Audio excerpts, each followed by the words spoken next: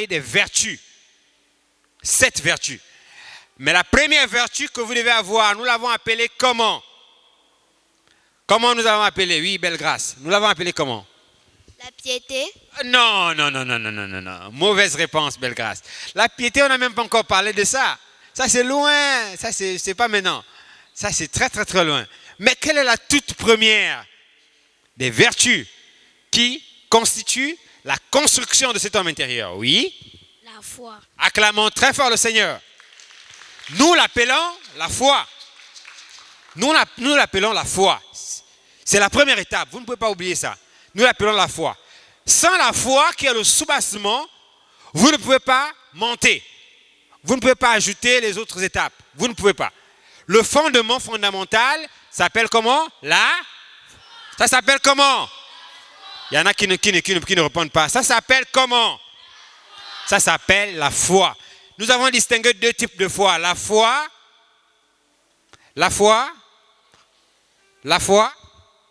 intellectuelle. Et la foi? La foi. Qui connaît la deuxième? Le deuxième type de foi, c'est quoi? Oui. La foi parfaite. Acclamons très fort le Seigneur. La foi intellectuelle et la foi parfaite. Nous avons dit que la foi intellectuelle, c'est la foi de l'homme. C'est la foi qui résonne avec la parole. C'est la foi qui doute. Or, la foi parfaite, c'est la foi qui croit aux choses invisibles, aux choses impossibles, aux choses imaginaires, mais inimaginables, aux choses tangibles, aux choses réelles. Ensuite, nous avons vu dans la leçon 2, non pas la leçon 2, le sujet 2. Ça, c'était le sujet 1, la foi. Le sujet numéro 2, on a abordé une deuxième étape. Comment on l'a appelé? Depuis 2 dimanches sur 3, on a abordé une deuxième étape. Comment on l'a appelée? Oui, Bunzanga. La vertu. La vertu. Acclamons très fort le Seigneur. Est-ce que quelqu'un à l'école le dimanche peut me dire ce qu'est la vertu? Le mot vertu veut dire quoi? Voilà, ici, il n'y a jamais quelqu'un qui lève la main. Hein. Il y en a ici, ils dorment tous. La vertu, le mot vertu veut dire quoi? Ah, on a un doigt levé ici. Oui? Quoi? Le mot vertu veut dire quoi? Qui se rappelle? Oui? Salem, on se redresse. C'est de la force, de la puissance. Acclamons très fort le Seigneur. Nous disons que la vertu, c'est la force ou la puissance. Mais la puissance de qui? La puissance de qui? Qui peut m'expliquer? La puissance de qui? Oui? La puissance de Dieu. La puissance de Dieu, acclamons très fort le Seigneur. La puissance de Dieu, elle se manifeste où? La puissance de Dieu. Elle se manifeste où? Elle se manifeste où? Qui n'a pas encore parlé? Oui? Chez lui. Chez qui? Elle se manifeste chez qui? La puissance de Dieu se manifeste où? Oui? Elle se manifeste où? Dans l'homme. Acclamons très fort le Seigneur. C'est la puissance de Dieu rendue manifeste dans l'homme, dans l'église. Mais qui peut m'expliquer le mot église? Que veut dire l'église? On a expliqué ça ici dimanche passé. On a dit c'est quoi l'église? Frère Branham dit que Dieu s'attend à ce que son église ait la puissance. Mais c'est quoi l'église? Est-ce que l'église c'est ce bâtiment avec les tôles? Oui, c'est aussi l'église. Mais est-ce que c'est le sens qu'on a donné à l'école dimanche? C'est quoi l'église? Oui? C'est l'épouse. L'épouse, quoi encore? Quoi d'autre? Oui? Les individus. Acclamons très fort le Seigneur. L'église, c'est un individu. C'est pourquoi Frère Branham dit que Dieu ne m'a pas envoyé pour construire une organisation, mais il m'a envoyé pour construire des individus. Ah, donc ce que nous sommes en train de faire là, à travers cet enseignement, nous sommes en train de voir comment Dieu construit étape après étape l'individu, c'est-à-dire l'homme intérieur qui est à l'intérieur de vous. Donc l'homme est un être. L'homme est un être. Plus fort. Est un être. L'homme est un être double. Donc quand je vous vois là, le vrai vous, ce n'est pas vous. Le vrai vous est à l'intérieur. Et nous l'appelons l'âme. Quand cette âme est née de nouveau, alors cette âme est la parole. Cette âme est la sémence. Et cette sémence se nourrit de la parole. Elle grandit. Chaque fois que vous venez à l'église, quand on prêche la parole, vous dites Amen. on prêche la parole, vous dites Amen. Frère Branham dit que quand vous dites Amen à la parole, vous avalez une portion de la colonne de... C'est pourquoi vous devez dire Amen. C'est rare d'écouter les enfants de l'école du dimanche dire Amen à la parole. Parce que c'est quand vous dites Amen que vous avalez la parole, et cette parole-là construit en vous l'homme intérieur. Acclamons très fort le Seigneur.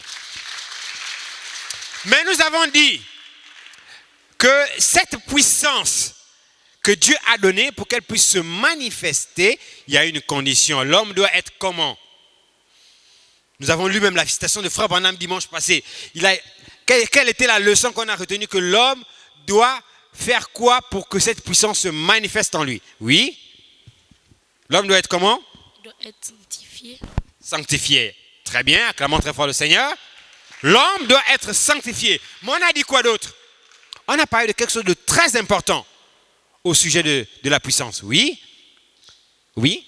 L'homme doit être obéissant. Acclamons très fort le Seigneur. Dieu exige une obéissance totale à la parole. Obéissance à la parole. Et nous avons dit que la puissance qui se trouve, qu'on appelle la vertu, la puissance qui doit animer le chrétien, elle se trouve où? Où peut-on obtenir cette puissance? Cette puissance se trouve quelque part. Elle se trouve où? Ici, il n'y a personne qui lève la main. La puissance de Dieu, elle est où? Elle se trouve où? Comment faire pour la voir? Elle se trouve où? On a donné la réponse dimanche passé. Où se trouve la puissance? Oui? De la parole. Acclamons très fort le Seigneur. La puissance de Dieu se trouve dans la... Se trouve où? Alors la parole, c'est ce que nous appelons encore dans le langage du message, la mécanique. La parole s'appelle quoi? La mécanique. Acclamons très fort le Seigneur. Donc quand vous entendrez le pasteur Monsengo venir ici à la chaire et dire la mécanique, vous savez qu'il parle de la... Il parle de quoi? Il parle de la parole. La parole, c'est ce que nous appelons la mécanique. Mais cette parole, qui est la mécanique, doit être associée à quelque chose pour qu'elle puisse produire des résultats. Cette autre chose qui doit être associée à la parole, nous l'appelons la vertu. On l'appelle encore la puissance. Donc, cette vertu qu'on appelle la puissance, c'est ce que nous appelons dans le langage du message la dynamique. C'est quoi la dynamique? C'est quoi la dynamique?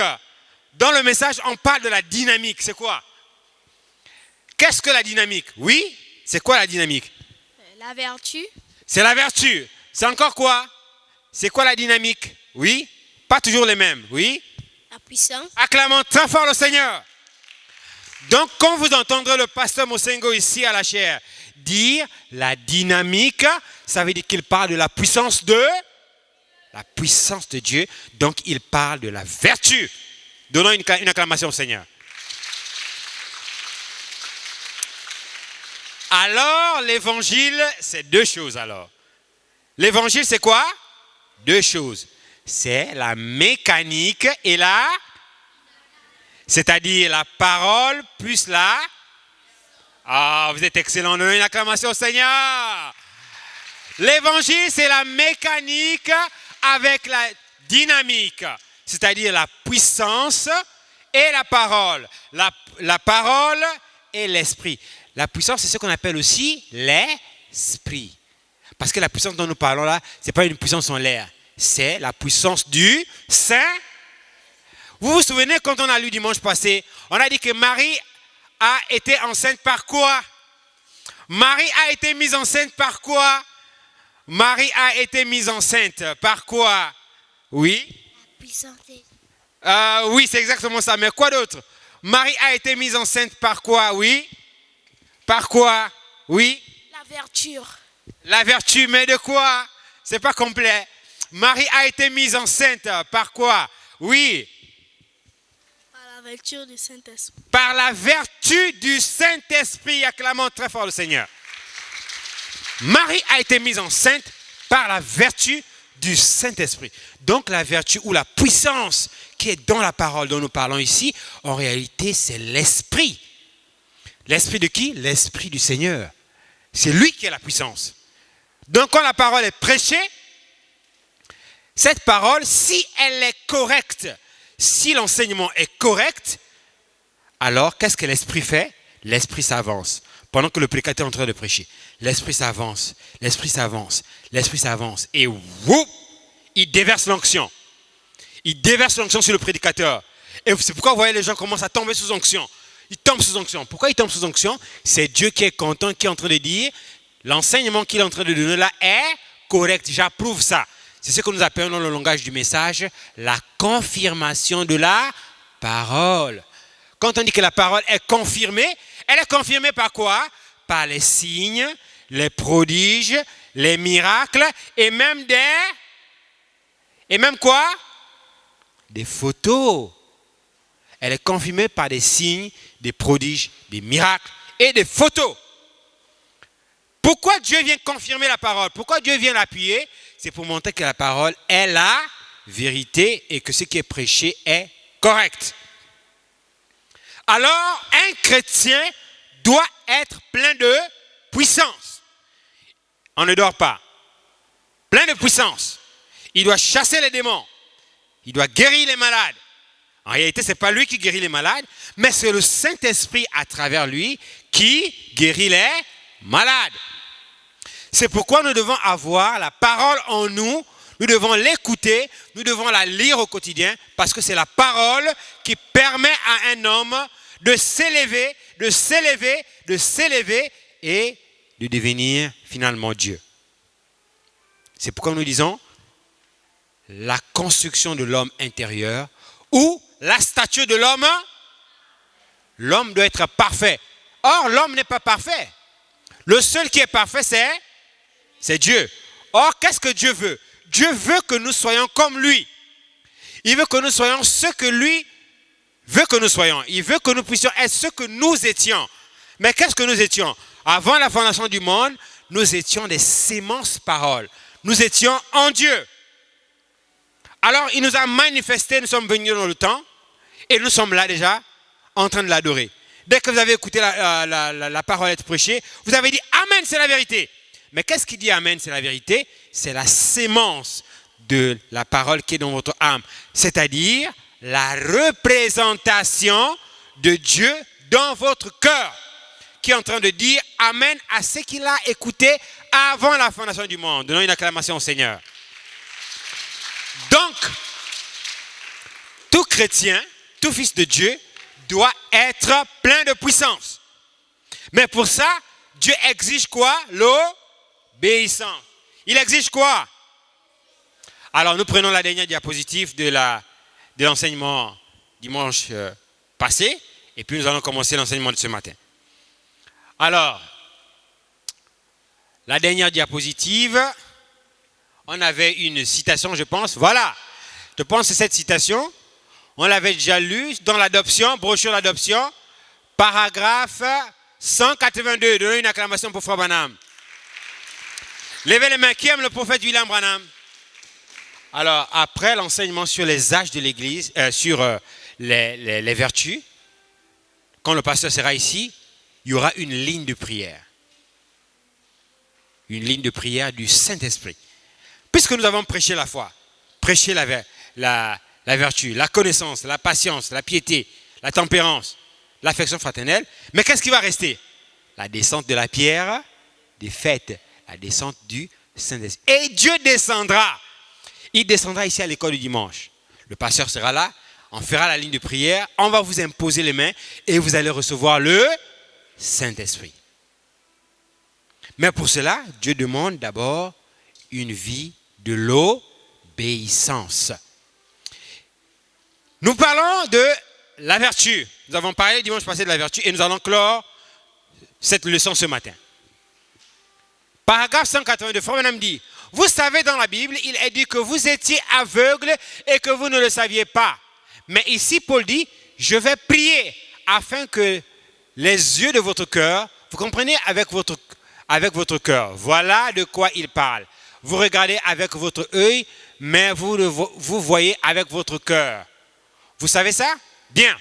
Afin que le Dieu de gloire, voyons un peu, le verset 18, et qu'il illumine les yeux de votre cœur pour que vous sachiez quelle est l'espérance qui s'attache à l'appel, quelle est la richesse de la gloire de son héritage qu'il réserve aux saints, et quelle est envers nous qui croyons l'infinie grandeur de ça. L'infinie grandeur de quoi? Il y en a qui ne lisent pas. L'infinie grandeur de quoi? De sa puissance. La puissance de Dieu est infiniment grand. Infiniment grand. Alors, Frère Madame dit, fiou, ils disent que la puissance est partie. Frère Madame dit que les gens disent que la puissance est... Vous ne répondez pas. Les gens disent que la puissance est... Beaucoup disent que Dieu ne guérit plus les malades, Dieu ne chasse plus les démons, il n'y a plus la puissance est partie. Les gens disent ça. Frère Madame dit que les gens disent ça. Écoutez ce que le prophète dit.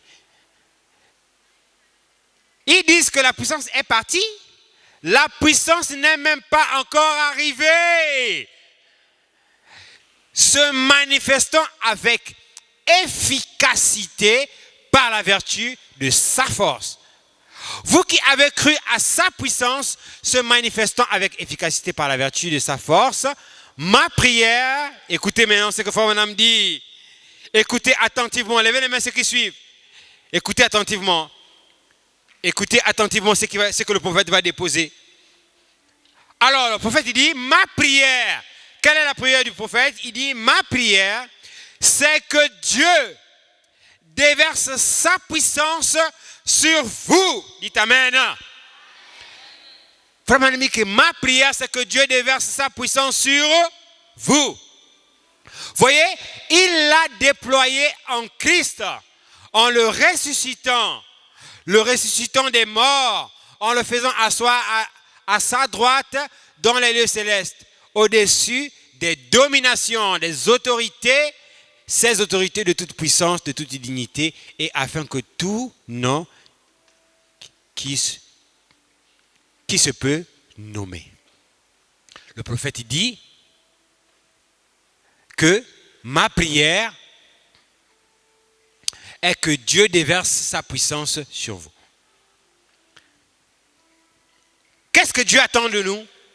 C'est que nous puissions désirer la puissance. Alors, qui veut la puissance ce matin? Le prophète a déjà prié que ma prière est que Dieu déverse sa puissance sur vous. Nous n'avons plus rien à faire. Ce que nous avons à faire, c'est croire que cette puissance est là, que cette puissance est en nous. Elle est en nous par quoi? Par la part? Par quoi? Par la parole. Il faut simplement croire à cette parole et c'est fini. Même à la maison, pendant que tu pries, réclame la puissance. Demande à Dieu la puissance. Parce que c'est une promesse qui a été donnée dans ces derniers jours. La Bible dit dans Joël 2, 28, dans les derniers jours, je répandrai mon esprit sur toute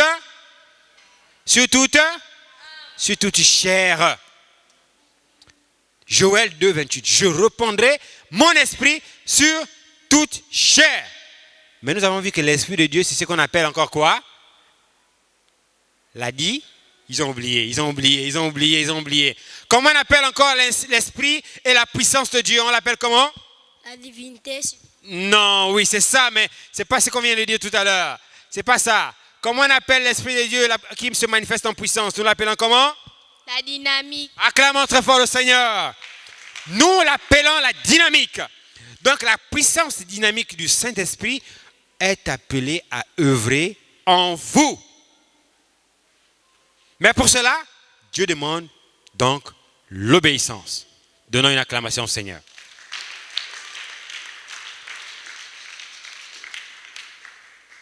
Alors, nous passons à la leçon numéro 3 de ce matin.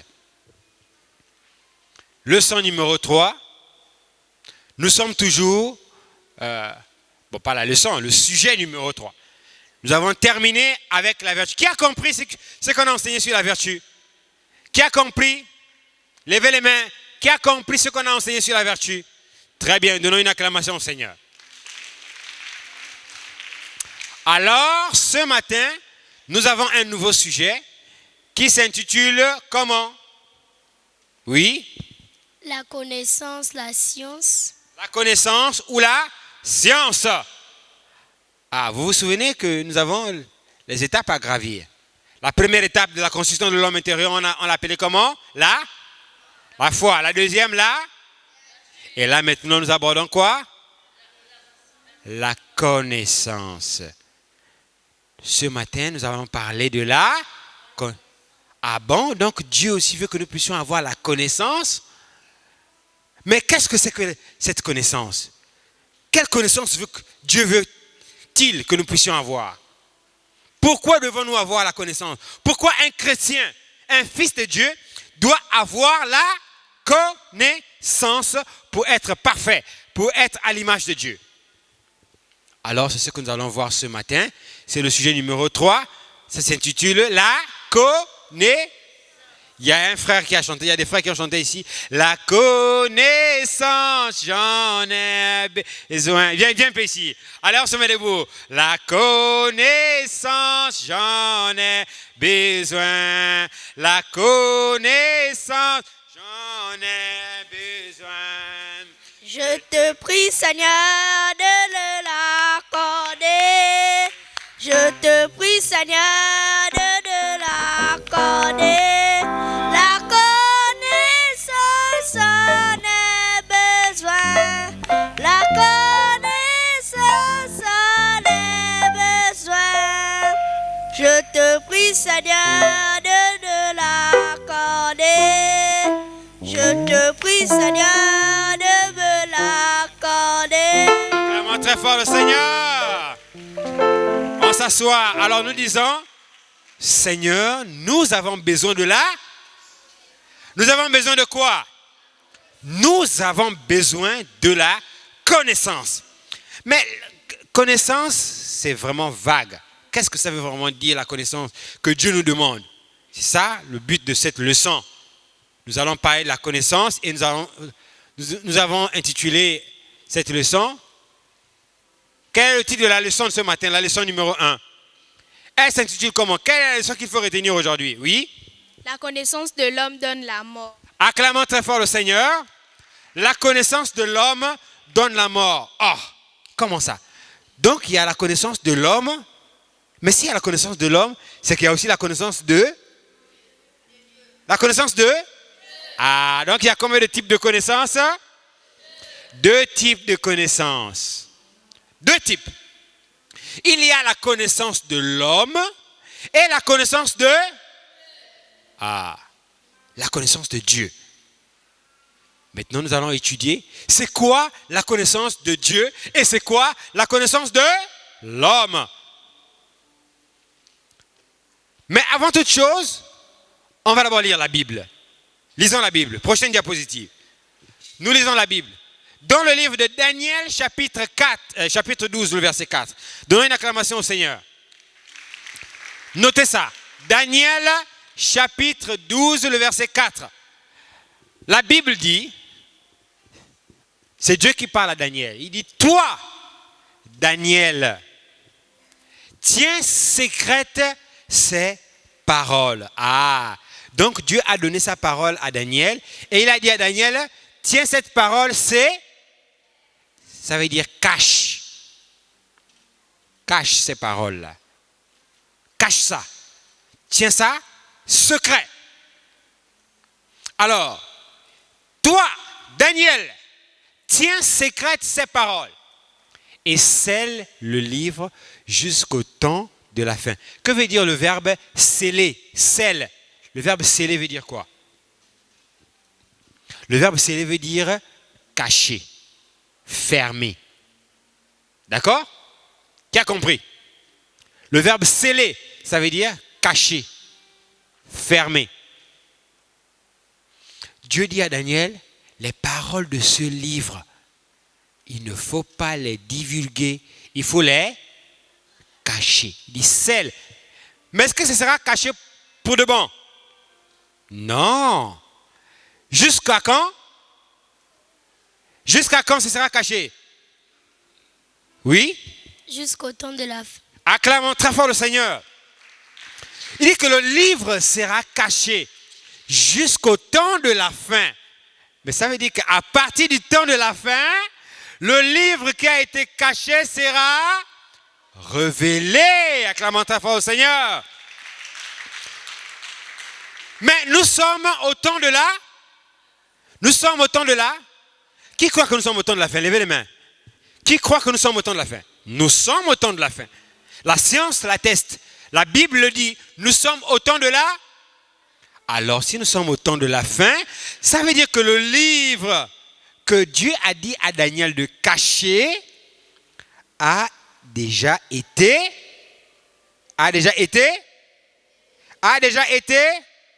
révélé.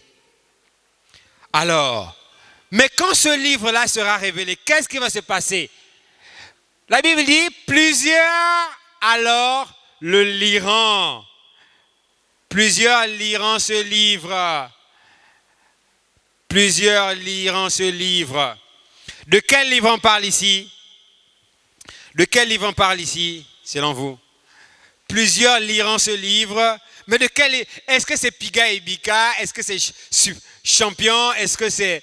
je ne sais plus quels sont les livres que vous utilisez à l'école aujourd'hui. Est-ce que c'est les livres de l'école? Est-ce que c'est Siam? Est-ce que c'est quel livre, oui? C'est la Bible. La Bible, acclamons très fort le Seigneur. Nous disons la Bible, mais en réalité, c'est encore quelque chose de beaucoup plus précis dans la Bible. Le livre d'Apocalypse, le livre des révélations. Le livre des révélations. Le livre des mystères cachés. Alors, Dieu dit à Daniel, au temps de la fin, plusieurs personnes vont lire ce livre-là. Et qu'est-ce qui va se passer s'ils vont se mettre à lire ce livre? Il va se passer quoi? La réponse est au tableau. Il va se passer quoi? Et la connaissance augmentera. Acclamons très fort le Seigneur. Donc, quand ils vont se mettre à lire ce livre, leur connaissance va augmenter. Ah, mais quel est ce livre qui augmente la connaissance? Quel est ce livre qui augmente la connaissance? Ah, il y a un doigt levé. Quel est ce livre qui augmente la connaissance? Oui? Le Saint-Esprit. On parle de livre. On parle de livre, oui? La Bible. La Bible, acclamons très fort le Seigneur. Ah, donc pour avoir la connaissance, il faut faire quoi? Il faut faire quoi? Puisque la connaissance est dans la Bible. Pour avoir la connaissance, il faut faire quoi? Lire la Bible. Oh, acclamons très fort le Seigneur. Il faut lire la Bible. C'est ce qu'on a dit ici. Plusieurs alors liront. Donc, il faut lire la Bible. Alors, la connaissance augmentera. La connaissance fera quoi? Prochaine diapositive. On va encore lire un autre passage de la Bible. On va naviguer dans les angles de la parole ce matin. Écoutez maintenant Ecclésiaste. Ah, Ecclésiaste vient encore nous embrouiller. Ecclésiaste 1, verset 18 nous dit: en effet, avec beaucoup de sagesse, on a beaucoup de chagrin. Et celui qui augmente sa connaissance, augmente sa souffrance. Oh, ça c'est quelle affaire? Dieu nous a dit par Daniel que ceux qui liront ce livre, la connaissance augmentera. Mais Ecclésiaste arrive et il dit, celui qui augmente sa connaissance, augmente quoi? Ah, augmente sa souffrance. Mais ça c'est quelle affaire? Mais de quelle connaissance alors on parle? Quelle est cette connaissance qui augmente la souffrance? Il y a une connaissance qui augmente la souffrance. Quelle est cette connaissance qui augmente la souffrance? C'est ce que nous allons comprendre. Si c'est dit dans la Bible, c'est que la Bible a la réponse. Alors, prochaine diapositive. Lisons maintenant Osée. Ça c'est Osée qui prend, le prophète. Osée 4, verset 6. Il dit, mon peuple périt. Mon peuple périt, faute de... Ah non, on ne comprend plus rien. Un temps, Daniel nous dit qu'il nous faut avoir la connaissance. Et plusieurs liront le livre et ils auront la connaissance. Un temps, on nous dit que celui qui augmente sa connaissance augmente sa souffrance. Mais Osée vient nous dit encore que mon peuple périt faute de... Faute de quoi? Non, vous ne le suivez pas. Mon peuple périt faute de quoi? Faute de connaissance. Parce que tu as rejeté Parce que tu as rejeté la connaissance. Écoutez maintenant attentivement ce que la Bible dit. La Bible est un livre avec des codes. Je te rejetterai de mon sacerdoce. Tu as oublié la loi de ton Dieu. Acclamons très fort le Seigneur. Donc, la connaissance que Dieu réclame ici, c'est quoi? La loi de... Non, vous ne suivez pas. Tu as oublié la loi de ton Dieu, c'est pourquoi je vais faire quoi? Je te rejetterai de mon sacerdoce. Ah, donc la connaissance que le peuple manque, c'est le rejet de la loi de... Donc la connaissance, c'est quoi? C'est quoi la connaissance? C'est quoi la connaissance? C'est quoi la connaissance? Oui. C'est la loi de Dieu. Acclamons très fort le Seigneur. Ah, donc la connaissance, c'est la loi de Dieu. Prochaine diapositive. Creusons encore, on va naviguer. On va naviguer. 1 Corinthiens chapitre 3, le verset 19. Car la sagesse de ce monde est une folie devant Dieu. Aussi écrit-il, ils prennent les sages dans leur ruse. La sagesse de ce monde est une folie devant. Oh, ah bon? Donc la connaissance que Dieu réprimande là-bas, c'est la connaissance qui est la sagesse du monde. Vous savez le mot connaissance, dans la Bible parfois on dit science. C'est pourquoi dans le titre de la leçon on a dit la connaissance ou la science. Le mot connaissance, on l'appelle aussi science, parce que l'étymologie, l'origine du mot, levez les mains ceux qui suivent ici, il y en a qui dorment. L'étymologie, c'est l'origine d'un mot. L'étymologie grecque du mot connaissance, c'est scientia. Scientia, ça veut dire savoir, ça veut dire connaissance. Mais ça veut aussi dire sagesse. Les latins disent sapiens, sapiens. Ça veut dire la sagesse. Donc quand la Bible dit, car la sagesse de ce monde est une folie devant Dieu, la sagesse dont on parle ici, c'est la connaissance. Mais il dit, la Bible parle de la connaissance de ceux. Non, vous ne suivez pas.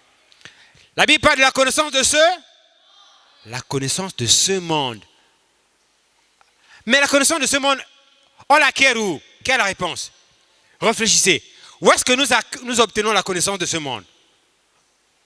On l'apprend où c'est? Dans l'église. Pas dans l'église. Non, non, non, non, non. Mauvaise réponse. La connaissance du monde, on l'apprend où? On l'apprend où? Quelle est la réponse? Où est-ce qu'on apprend? Mais vous vous levez chaque matin, on vous met le goûter dans le sac, on vous met le jus, vous partez même où quand on vous met le goûter? Vous partez où?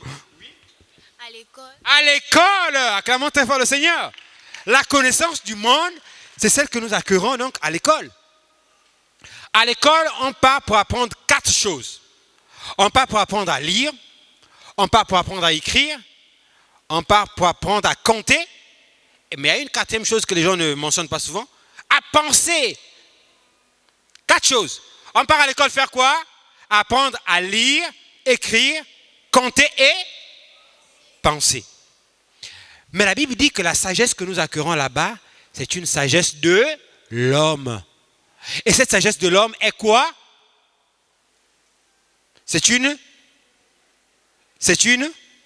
Ah, excellent! Acclamons très fort le Seigneur. Cette sagesse est une folie. Pour qui? Est une folie pour qui? Est une folie pour qui? Pour Dieu. Acclamons très fort le Seigneur. Oh, moniteur. Donc tu es en train de nous dire qu'on n'est pas appelé à l'école. Donc tout ce qu'on a fait là, les diplômes. Mais toi-même tu as un doctorat. Donc ton doctorat là, c'est Satan? Oui, Frère Branham dit ça. Et on va le lire. Je vais vous choquer ce matin. Frère Branham le dit que chaque fois que vous ajoutez un diplôme, vous vous éloignez de Dieu. C'est pourquoi il faut d'abord avoir la nouvelle naissance avant la connaissance du monde. Il faut d'abord être né de. Il faut être né de. Parce que si tu n'es pas né de nouveau et que tu as la connaissance de l'homme avant la connaissance de Dieu, tu es mort. Tu es un homme mort. Tu es un homme mort. Alors la Bible nous dit que la sagesse de l'homme, du monde, est une folie pour Dieu. Prochaine diapositive. Alors maintenant, qu'est-ce qu'il faut faire? Écoutons maintenant le prophète. Vous savez quand les choses se compliquent, un peuple averti au courant des âges consulte qui? Non, ils ne savent pas encore. Un peuple averti au courant des âges consulte qui? Il consulte qui? Le prophète. Je veux que tout le monde réponde. Le prophète. Le prophète. Alors écoutons ce que le prophète dit. Brochure, la stature de l'homme parfait, paragraphe 160. On acclame le Seigneur. Écoutez maintenant ce que dit Frère Branham. Nous sommes à la fin. Premièrement, c'est la foi. Premièrement, c'est quoi? Donc, avant tout, le fondement qu'il faut ajouter à l'homme intérieur, c'est quoi? La foi. Puis, vient là, la vertu. C'est ce que nous avons fait. Nous avons commencé par enseigner sur la foi. Nous avons enseigné sur la vertu. Et ensuite, Frère Branham dit, troisièmement, vous joignez à la science ou la connaissance. On joint quoi? La science ou la? Très bien. La connaissance, eh bien, il ne s'agit pas là d'une connaissance mondaine. Ah, donc Frère Branham nous donne la précision ici.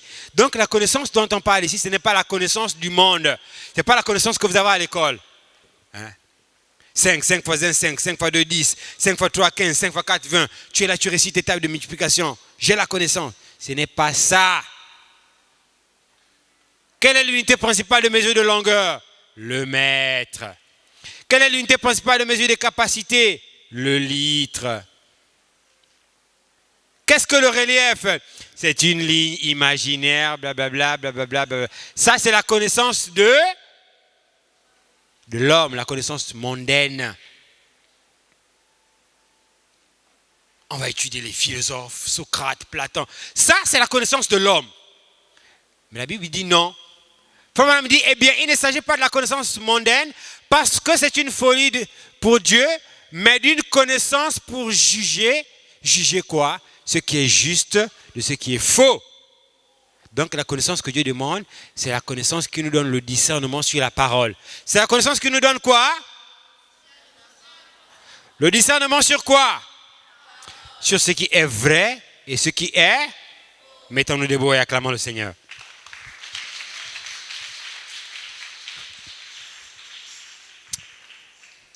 On va adorer le Seigneur Jésus et on va sortir. Nous donnons la gloire au Seigneur Jésus, c'est lui qui l'a fait, c'est lui qui l'a fait. Nous donnons la gloire au Seigneur Jésus, c'est lui qui l'a fait par amour. Nous donnons la gloire au Seigneur Jésus, c'est lui qui l'a fait. Oh, c'est lui qui l'a fait.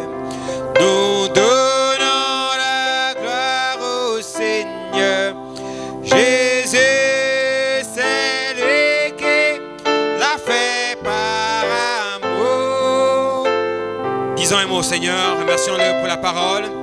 Divin Roi, tendre Père d'amour, Seigneur Jésus, toi le conducteur de ce vieux bateau de Sion, toi le rocher des âges, Seigneur, Toi qui es, Seigneur Jésus, la connaissance parfaite.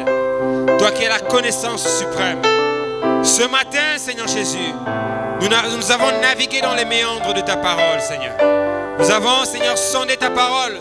Parce que tu as dit, sondez les Écritures, car c'est en elles que vous avez la vie. Seigneur Jésus-Christ, tu veux que nous puissions avoir la connaissance, Seigneur, parce que tu as dit que c'est faute de connaissance que ton peuple périt.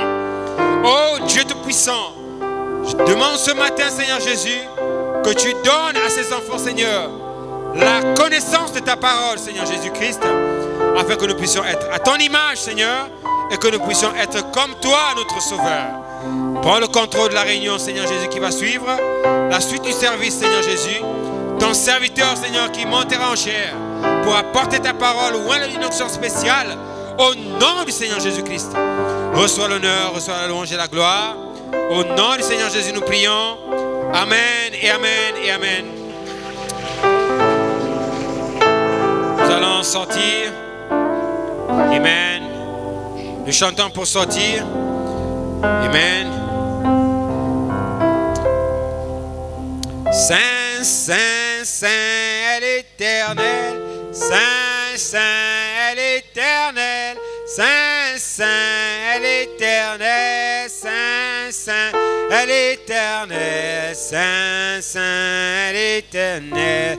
Saint, Saint l'Éternel. Saint, Saint, Saint l'Éternel. Saint, Saint, Saint l'Éternel.